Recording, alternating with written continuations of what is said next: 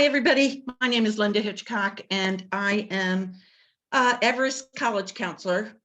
Just a little bit about me. I worked with them for over 20 years and been doing college counseling since, so probably a little close to 27, 28 years of just, and I was also a college reader, college application reader for Clemson University. So I know quite a bit. But we're going to talk about financial aid tonight. And as Jeremy said, not a financial planner, don't know anything. I can help you figure out the forms and tell you where the forms are, but definitely not about, where to put your money and how to put it. So, all right, well, let's get started. Things have changed quite a bit this year. So if you have children, let's put it this way, if you have filled out the FAFSA before and you have done everything before, then you need some changes. For those of you that have never done this, then a lot of this information is going to be new. And there are a lot of resources out there, but at least it gives you an idea of how to get the information and what financial aid looks like and what scholarships look like and the difference. So when your child is looking at a school, you're going to see every school has their financial aid page. And in that financial aid page, you're going to see the tuition, the room and board, and fees. And some schools don't advertise those fees very well. So they'll just put fees in there, but they won't tell you exactly what they are.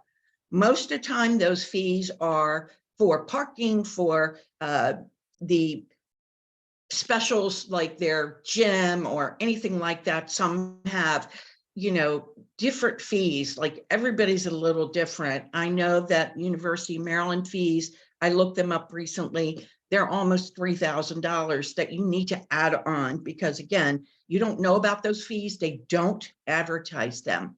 Almost every university, public university, will have some type of fees. And if they don't advertise them, make sure that you ask.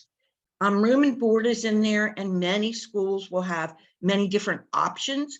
They'll have a high-end room in an apartment somewhere, or they'll have a, dorm room in a building. It just kind of depends. And again, those all range in prices, and board all ranges in prices. Some have a specific meal plan that they will want you to do the first year. And then after that, you can choose. But again, all things to take into consideration because every school is different. And every school, the way they advertise it is different. So you definitely want to know what that is. And that's important when you start looking at how much a school is going to cost. The other thing that you need to add in that a lot of parents forget about are travel expenses. So if your child is looking for schools that are in the, California or the Midwest or wherever they are, and it's going to be a long distance to drive, then you're going to need to add on some kind of airfare or whatever that is. So again, don't forget that because that adds in. We'll get to books and that type of thing, but those are all fees that, as far as a college concerned, that's what they'll go by is their list price. So gift aid are scholarships and grants are given to families based on income. Scholarships for most schools are merit-based. Now, there are plenty of schools out there that do not give scholarships. So if they tell you, if you hear the word need-based aid, that is all strictly on financial need and how much you need as a family to pay for school. So it's important to know that because need-based schools are not going to give you any scholarship whatsoever. All right. So you take those prices together, your list price, tuition, room and board, fees, add on again the things that like travel, extra expenses that might be. You subtract the grants and the scholarships, and you're going to get a net price that what it's going to cost you about them, what the end price that you're going to have to write a check for. How do you get to that cost? Let's talk about that for a minute. So you're sitting listening to all of this and you're like, okay, now how do I find out how much all of those things cost and how much it's really going to cost me for aid? And we'll talk right about that now. There's something on every college has this. They must require it. There isn't a school out there. Now, again, where do you find it on their page? Look on the financial aid page or go up to the search and look at net price calculator.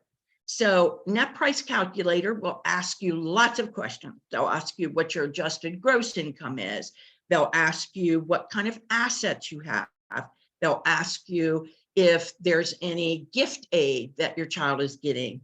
If you have a 529 plan, it will ask you everything. It's pretty detailed.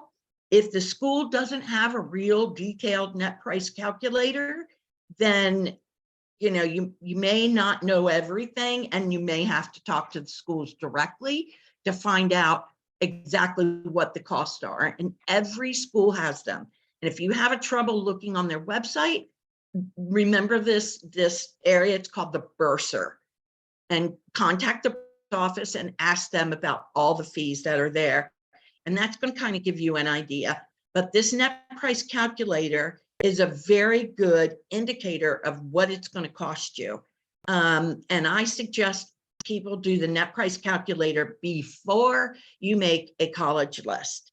And don't get me wrong, kids are very interested in certain schools, but based on income will be based on, if that school is affordable. So if the school is $80,000 a year, which is what Vanderbilt, Georgetown, a lot of schools are actually that much money. And if you know that you're not going to get any, that a school doesn't give out any scholarships, Vanderbilt, many schools do not give out scholarships. So there's no way that their children is going to earn that other than private scholarships, and we'll talk about that. So net price calculator is really important because you would hate to take your child to a school and get their heart set on this school, and at the end of the day, the net price calculator is pretty high and you're not willing to pay that. There are loans, and your child can obviously take out a loan, and that's a decision as a family decision as what you want to do. So again, net price calculators, every school has it. Every school is going to be a little different. So I would sit down with a list and make sure that you're looking at that as a cost factor before you start traveling. And some of you may already have, and some of you probably have a list because most seniors are going into this with a list. But if you really want to sit down and look at prices, this is the best way to go. And again, remember, it's in the search bar. Some don't put it right on that, top tier of their website. So if you're having problems finding it, just just search it, because every school has to have it.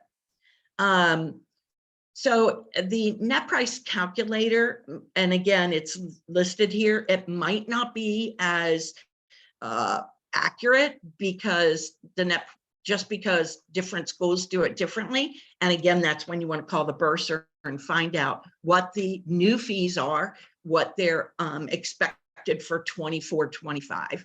So some of those net price calculators are based on 22-23. So just a heads up and give you a little bit of idea. The USDEO is also another place to go. It has the average pricing for each school on their college scorecard, which again gives kind of a general idea of what schools are costing. That's where I go, is the USDOE, and just tells you an average. So when parents ask me, I say, here's the average that they've been. That's kind of why I know Vanderbilt and Georgetown, because I tend to look them up a little bit, and I always like to find out which school is the highest in the country. They happen to be. Okay, so how do colleges actually determine how much money you're going to need. So they look at their tuition, their fees, room and board, living expenses. And here's the other thing that you need to understand. If a school has a top tier room and board, then they're not probably going to use that room and board. They may use a lower cost. So you need to look at what room and board options that are there. They add books and supplies into the cost of attendance. Really, schools will not add transportation because they don't really know kind of mode of transportation. But for you as a parent, you need to add it in. Any type of loan fees or miscellaneous expenses, they will come up with that in their cost of attendance when you look at the bottom line. If your child has a learning disability and you're looking at a program that has a learning disability, I happened to look at that when my child was going to school, and some of them actually cost quite a bit. Some of them didn't cost anything. So again, something to look at when you're looking at a school that you might need a learning disability program for. Study abroad, again, depends upon some schools. Some schools will include study abroad within their tuition, which is great because you're not going to add in an additional fee. Some schools don't. Where my daughter went, they did not. So in order for her to go, she sought out grants from the school. So there are other ways, but again, this is cost of attendance. Okay, for those of you that have applied for or have a child in school, you might have heard the words EFC, Estimated Family Contribution. So this year it has changed and they're calling it a Student Aid Index. And the Student Aid Index is based on different factors. And again, some schools are going to factor it differently, but it's a financial aid office and it's not a guaranteed amount. So, but they based it on income. So what you want to look at is your adjusted gross income. They look at your non-tax income. They look at your tax deferred income, savings plans, IRAs, child support, any untaxed. They also look at the student's income. So if the student files an income tax form, they're going to look at that, because once you do your FAFSA, it will be connected to your 2020. Let's see, it's a year behind. So you're going to apply for financial aid in 2023. So they're going to look at your 2022 taxes. So if you haven't done your taxes by the time you start applying for aid, then you'll have to contact them and ask them. But this is how they'll do it, is based on all these different factors, and then they will tell you how much you come up with. And then that kind of gives you a financial package of knowing what you're going to get. And again, every school is going to be a little different because of cost of attendance is going to be different. So again, good idea, look at your adjusted gross income from your taxes, look at, tax deferred plans, look at gift aid, because now they're looking at any type of gifts that your child get. If a grandparent says they've got a savings account in your child's name, they're going to look at that. So again, any type of asset that your family has or in the name of your child, it's going to be counted for your student aid index. The other thing that has changed this year is divorced parents. So in the past, the divorced parent, the parent that made the most money was not necessarily, let's put it this way, let me back up. The parent that made the least amount of money was the one that should have filed for FAFSA, because that meant they would have gotten more. This year is very different. They're going to make every parent. So they're going to make if it's a divorced family, both parents have to fill out the FAFSA. So just kind of keep that in mind. And it's the child who lives with the parent. Leave, they said in there was, I'll say it was 75% of the time, but it's higher. So if you've got a 50-50 split and like one parent files income tax for them one year and the following files them for income tax the following year, again, they're both going to have to fill out because it's 50%. So a couple differences in there if you've had a child before, but if not, then go by the student aid index and it'll explain everything. And if you look up student aid index, there's a lot of information on the web. Okay, so how do they look at your need? Again, I kind of talked about this, but they're going to look at your need. Again, scholarships and grants. A lot of colleges will offer work study. This is part of when you hear about aid. Aid is free. So scholarships, if the school offers scholarships, they're free. Now, let me back up and tell you that those scholarships, depending upon what the scholarship is, could be for 1 year, could be for all 4 years. And there's probably a GPA that your child has to maintain to keep that scholarship. So keep that in mind. It's not a given for all 4 years. So when you're looking at your cost at the end in 2024, when you're looking at the final cost of what it's going to be, make sure you ask about those scholarships, because again, some of them will be for all 4 and some of them may not, but some of them will say you must maintain a 3.5. Grants are always free. Grants are based on income. All right. And they're free. You never have to worry about paying them back. Work study. Work study is another way for colleges to meet the need. My daughter did work study all 4 years and it really helped. So again, another thing that they will offer when they start looking at the cost and how much money you make. And some students get offered work study and some don't. Again, loans, all aid, if they don't offer scholarships or grants, federal aid is just what it said. So it's not financial aid thinking you're going to get money. It's based in loans. So based on how much money you make will be based on the loan. If you fill out the FAFSA, you're always guaranteed a loan no matter what. Every parent can take out a loan. You can take out a Parent Plus loan. The child will take out the loan because the loans will be in the child's name. So again, keep that in mind. If a parent wants to take out a loan, that's totally separate. You can work through the college to get it, but a Parent Plus loan is again through the government. So it's got lower interest. Student loans are through the government and lower interest.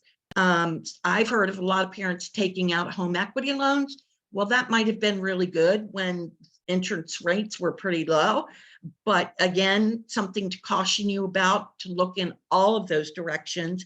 And again, Jeremy and I are not financial aid people, so I don't want to tell you to do that. If you have an accountant, that's probably the best place to go, but just as long as you know what's available. And then here's the other thing, that net price calculator will come in and will tell you what you qualify for work study or qualify for loans. So they'll have that. And if they offer scholarships, they'll ask you to input the child's GPA and the test score, if you have a test score. If the school doesn't base a scholarship on test score, then it'll only ask for GPA. So you kind of, every school's a little different from what that I found out when doing the information. So again, something to ask the school. And again, some schools will tell you, no, scholarships are based on GPA alone or sports, possibly, just different how they look at scholarships. And some will say, and again, need-based is a term you need to remember.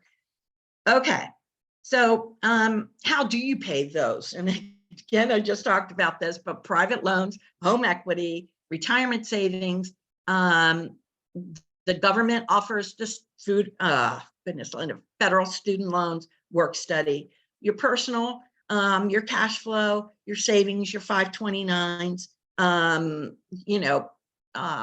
gifts from relatives, whatever your savings, that's, without taking out, I mean, that's a personal thing that a parent would know how much they have. When my daughter went to college, I said, this is the amount I have, this is what you'll get, and the rest is up to you for loans. So again, things to think about. And again, I'm not getting into the retirement savings and loans and private loans. They all differ. Okay, so USG is based on government, private, personal, based on you. FAFSA, okay, that stands for Free Application Federal Student Aid, okay? So it is an index of what schools look for, and the FAFSA is, again, aid. So financial aid or governments. So there's two forms, the FAFSA, and I am recommending that every parent this year fill out the FAFSA because it's changed and the federal index has changed. So you may get more money compared to money that you would have gotten before. I would say that I did a lot of the information, and Jeremy helped me earlier, that financial aid is also based on the average income. So the average income in Maryland is going to be very different than the average income in another state. So the average income is going to be based on where we live. So look at that. Think about that. I would say anybody that has a job that you're making, or your business, or your retirement savings, or your children, or child support, or retirement savings, distributions, I would say anything over 150,000, not unless the school gives scholarships, you're going to be offered nothing but loans. So just remember that it's based on adjusted gross income and all of those other factors. So, but I still recommend that everybody fill out the FAFSA, and we'll get to how you do that. The CSS profile, there are probably, and I haven't looked lately, but there's about 175 schools that require the CSS profile. So not only are they going to require the FAFSA, but they're going to require the CSS. And the CSS costs you, it'll cost you a fee to fill it out. But again, you don't have a choice if your child is going to a private school or public school that requires it. University of Michigan requires it. A UNC Chapel Hill requires it. There's quite a few public universities that still require the CSS profile. The CSS profile will take you a lot longer to fill out. There are quite a few questions on there, and I think we have it in one of the slides here. But again, a lot of information. How much is your house? Do you have two houses? What's the net price value of that house? If you went to sell it, what's the equity in that house? That's what they're going to ask you. It's a pretty long form, pretty detailed form. I would say it's going to take an average of 45 minutes to an hour to fill out versus the FAFSA. Based on this year and what I've seen, it might take a half an hour. It probably won't even take that, because once you fill in all this information, you tie it to your income tax, and it has a lot of that information. So it's going to make it simple to fill it out. But again, depending upon how you want to do it, if you want to fill it out without having to match your income tax, your 1040, then it's going to take you a little longer. If you're going to have it match your 1040 and just let it generate the match to your federal government, then, I'm sorry, I'm losing my train of thought here tonight. If you're going to have it match your income tax, then it's very little to do. Okay. So again, this change from the FAFSA changes, and I love how Jeremy did this in the PowerPoint. So the good about the changes is it's very simplified. Used to be 108 questions, now it's down to 36, which is good. It's autofill, which most financials from IRS will fill it in. it reduces the number of income sources. And remember, we're talking about income sources, but that's a determination. And it simplifies the custodial parent determination. So there's no like which parent, has them more. It's pretty cut and dry, and it'll tell you what it is. The Pell Grants expand, and there's automatic eligibility. So the Pell Grants, from what I'm seeing, if a family makes under a certain amount of money, which again, it used to be $5,000, or excuse me, $50,000. I believe it's 60 that they went up. So don't count me on those numbers because they're still not sure. And we'll get into that, why they're not sure yet. But again, the Pell Grant has gone up. So a lot of people could get Pell Grants that they may not have been able to get before. Okay, here's where the changes really come into play. October 1st was always when the FAFSA came out, and it was recommended after October 1st to get that done, because the sooner you get it done, the more aid that you might get from a school, because they have the money available. The later you do it, the less aid you might get. So I always told parents, get it done, because then when they come back to when your child applies to a school and you get the financial aid package, that will come back with the FAFSA. So that's going to change a little bit. It is sometime in December. From what I am told by the contacts I have at colleges, it's going to be December 15th. But again, don't quote me, because it could change, but that's their goal, is to have it out by December 15th. So again, your child applies to a school that for early decision, it may not come back and tell you how much money you're going to get based on the government loans. They will give you an estimate, but they may not give you everything. Okay, so the delays make a difference. And then every aspect of financial aid, they didn't usually count. They always went on adjusted gross income, but now again, they're going on retirement accounts and IRAs and untaxed retirement benefits. And they never used to count that before, but they do now. So those are all factors that are going to come into that. And that's the bad news about it, because some families, it will make it their adjusted gross income higher because they have to count all that.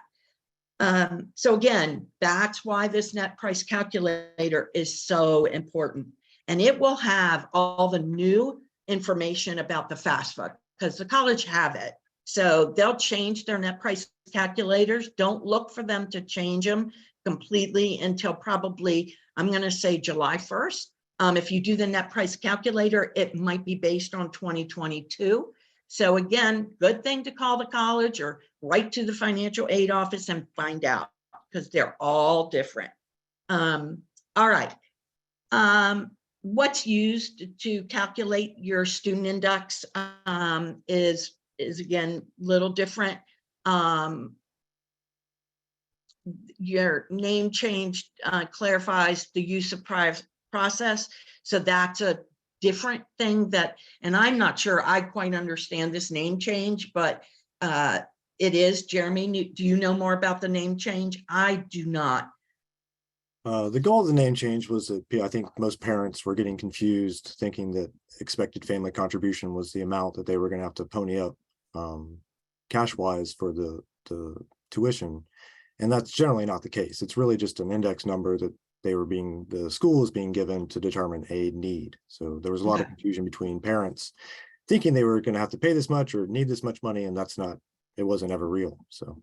Okay, so basically the EFC is now changing to SAI, and that's a good thing. It's easier to understand how much you're going to pay. And I apologize. This is also new. I've been doing my research, but it's, some of these things in the name change, again, EFC to SAI. So if you've heard EFC, that's the old term. The reduces of number of income sources. It's non-tax pre-retirement contributions to employer plans. And it should result in a lower index number for most students. And it's increasing their access to aid for all forms. So some families, it's really going to help, some it's not. So again, this Pell Grant has expanded and a wider range for people to be able to get aid. The untaxed item, the contributions from others like grandparents no longer count on untaxed student income. However, if that is in the parent name and there's been a, some type of aid to a parent, then that's going to count. So got to look at all factors and what it is that they're going to count and what they're not. But the parent aid, they're going to, or the parent range, they are going to take in a lot more factors than they hadn't. Okay. So, the other thing that's not so great is before, when you had a child in college, your second child, always, you would get more aid because you had two children in college at the same time. So that always kind of helped, and they're no longer going to do that. So that's not good. The allowances against assets are reduced. And again, these are assets that you now have to claim on there. So the allowances for them, some of the schools didn't use all the assets. So for example, older parents didn't have to worry about retirement funds because, like, when my child went to school, I was an older parent. They considered me an older parent because of my retirement, and they never counted it. But now if you have a parent, and they're now going to count that retirement fund that you have. So, and net worth of family businesses, and that's under 100 employees, they're going to have that. So if you own a small family, family business that has under 100 employees, they're going to count that worth of that family business. And that's on the FAFSA. Contributions to child support, they never had to do it, but now you have to do it. And again, there's some uncertainty about how they will meet that need and what they're going to do. So schools are all kind of coming out about that, and they're going to determine it when once the EFC comes out and once the government says this is the factor that we're using, and then they will know because they have their own index that they use. And as I said, every school's a little different. So that's something that they may not be able to tell you right now, but they'll be able to give you a good estimate of what they're going to do. I know this is all very confusing, and I'm sorry, but at least you kind of understand the changes. So when you go to fill out the FAFSA, you're going to understand what the information that they're going to ask for. All right, the deadlines, and again, I went through this. October 1st was always the deadline for the FAFSA, but now it's going to be in December, and they will announce this. You'll hear this everywhere. Every school will come out with this information, and I believe that they're going to come out with it probably this summer. That's what their goal is. And CSS profiles are always, most of them are due by January 1st, summer, February. But if your child applies to the school, they'll tell you that the CSS is required when the child applies. So just remember that the CSS is going to be different. If your child applies early decision and this school uses the CSS, you don't have a choice. You must fill out that CSS application, or they won't even look at your child for financial aid whatsoever. So you're paying full price. So make sure that if the child's doing November 1st, that CSS must be in. I think they give you a date of like November 15th. So that's something you need to know about if your child's going to be filling out that CSS. And schools will tell you. So there's a whole list of, if you Google it and which schools use the CSS profile, it will tell you. It's also on College Board because the CSS is owned by College Board. So it has a whole list of how many schools are on it and what schools are on it. Payment is usually due in full before the school year starts. So some of them want it by mid-August, but they obviously won't let your child attend or get a room or do anything until it's paid. So if your estimated, your index shows that you're going to have to pay $30,000 without loans, be prepared that that's what you're probably going to pay. Some schools, again, some schools will split it by semester. So maybe it's a cost of $30,000. You'll pay $15,000 in August, and then the other one you'll pay the end of December, first part of January. Another thing to ask the school how they do payments. Every school's different. That's all I can tell you. And some schools make you pay up front, and some don't. And some schools will give you a refund after a certain amount of time. Some don't. So all these little factors that you should ask when you go visit schools. 9 times out of 10, the schools will have a separate program just for the students to go and talk about majors and that type of thing. And then the parents, they will have the parents go and talk about financial aid and how they determine aid and what forms they require and how they're going to, give you information because it's new to them as well. So be sure to ask when you're looking at a tour if they're going to have a parent information session about financial aid, because it really helps. I've been to many schools and some schools do it. And if they do it, I would recommend that the parent go and sit in and listen for that. Deadlines are so important. If the FAFSA is coming out December 15th, I would be on it. December 16th, 17th, I would not try to miss those deadlines. And again, CSS, don't miss those deadlines. Because, and here's the other thing you need to understand, that the schools are going to send these emails to your child's email address, not yours. So the CSS is going to send, the school is going to send an email to your child saying, you need to fill this CSS application out. And I've had children that don't know what it is, so they don't give it to their parent. And then at the end of the day, the parent's scrambling because they didn't fill this out. So another thing, keep on top of your child. And when I teach my class, I always tell the kids, anytime it comes back with any type of financial aid or any information about that, you must send it to your parent because it's very important for you to know. So those are different things that's why they ask for the student. So everything is going to the student. So just remember, stay on top of that. Okay. Class of 2024. And I need you to understand when you go into the government to the FAFSA free application, you're going to remember that it's 2024, 2025. Okay, not 2023, 2024, because those are the students that are walking into college this fall. So people get confused, and I have a lot of parents go, I didn't get anything back, and that's because it's 2024, 2025. The FAFSA ID is what you're going to need to use to sign that FAFSA for electronic signature. And that FAFSA ID, your child has to get one, and you have to get one. So go ahead and sign up for those now. Be sure to keep your passwords in a safe place. They're going to, for the FAFSA, they're going to ask you for a password. They're going to also ask you for a 4-digit PIN number. So remember those, write them down, put them somewhere. Child has to have an ID. You have to have an ID. And again, both parents are going to have a PIN number.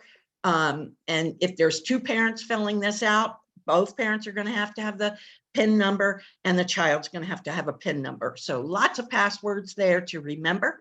And that's how you get into the financial aid, the FAFSA form to fill it out.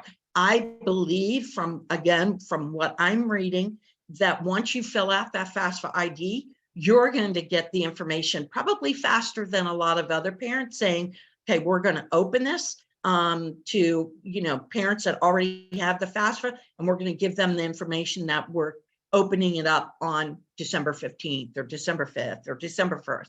So that's why the other thing is, again, I would go ahead and get this FAFSA ID now. It's open, you can get it. Once you get your financial aid letters, everyone sit down with them. Some schools, you'll get them when your child gets accepted. So like if your child applies early action, most of the time they're going to come back with an award letter when they give the child an acceptance. So be sure you look at that because it'll have all that information on it. If they don't, call them. Make sure you get on that phone and call them. Some schools will wait until after the child accepts at that school. So once your child says, okay, I'm coming here, then they're going to come out and get you a final financial aid award letter. Some of them will say this is a temporary financial award. So these are things and terms that you need to ask. And sometimes the admissions office will know, sometimes they won't, and they'll tell you, call the financial aid office. These are all things that parents should do. You can obviously, the student can do it, but I find that as a parent, you're the ones that are probably paying for this. So I would probably have the parent reach out to the financial office and find out a little bit more. But they have to come back. Every school has to come back with a financial award letter by April 1st. So if your child accepts a school February, March, because they know that's where they want to go, you want to make sure that you get that final financial award letter. And they may tell you they can't do it until April 1st. And then after your child commits to going there, that's when they'll probably come out with that final award letter. So just remember that it's going to also depend upon when your child applies and what your child feels. All of these factors will come down to price. And I tell that when I teach my class, it all comes down to price. Which school's going to give you scholarships, which one are going to give you merit aid, which ones are offering more loans or more opportunity for loans, that type of thing. It all comes down to money. I don't know of a family yet that says, no, we're looking at every school and then we're going to compare them and figure out which one that my child will go to. So at the end of the day, most of them are probably going to come down to financial aid and what you can afford and what where your child wants to go. So that kind of does it. And again, communicate directly. I tell my children when I teach that class, I tell them first thing, you need to go home. And the very first thing you need to talk about is financial and who's paying and what the options are. Sit down and have this conversation. As I began my presentation, sit down now and tell them. If you've never thought about this, or if you're a parent of a junior that's joining us and they're going to be, graduating in 2025, at least you know the lingo and at least you know where to look to get initial information. But the seniors, the parents that have seniors that are walking in this year, that are applying this year and going to college, this is kind of where you are right now. And that conversation about pricing is going to be important. And a net price calculator is really going to help you.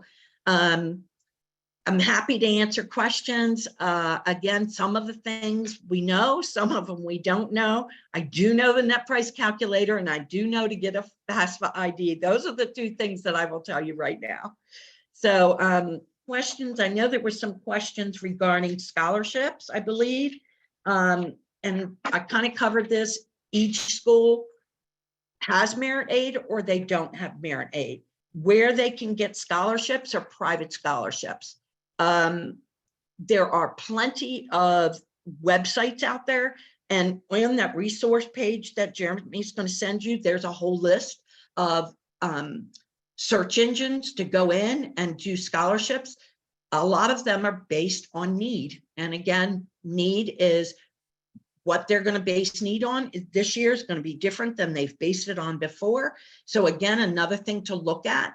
and some merit aids don't. Some merit aids will look at an essay, how well your child writes the essay. Some will based on an interview. They're all really different, and it just depends upon where it is.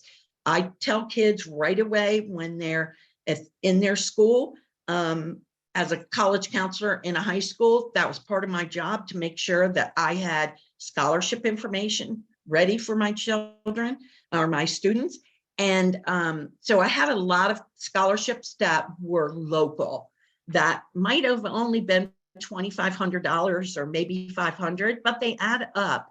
And especially if they're going to help pay for books or transportation or definitely different things. So like the Lions clubs, and some schools, their PTSA will give scholarships, booster clubs get scholarships. So those are the questions that if the college counselor has a website, they should have a list of scholarships and local scholarships for their school. When I worked at Wooten, the city of Rockville gave out scholarships for the schools that were in the city. So that would have been Richard Montgomery, Rockville High School, and Wooten, because they were in the city. So different scholarships. Montgomery County has some, banks have some, insurance companies have some. So all kind of questions to ask, don't overlook those. A lot of employers have some. So just kind of ask. And then again, there's search engines, and search engines are, you have no idea how many scholarships they offer and how many kids they do, apply. And it's all based on that. Some scholarships that are free, that your child doesn't have to write a essay for, then your odds are going to be like winning the lottery, because it's like pulling a name out of the hat. But if it's a scholarship that your child has to write an essay for, then they have people reading these essays, and they'll look at GPAs, test scores, and essays. All of them are different. They take time. So that's the thing that you need to understand. And if I had a senior right now, I would be looking at those scholarships right now, because they could start writing those essays for those scholarships and get them done. So between now and when they start filling out college applications, they can start working on scholarships, because they're out there, and they will have a deadline of 2024.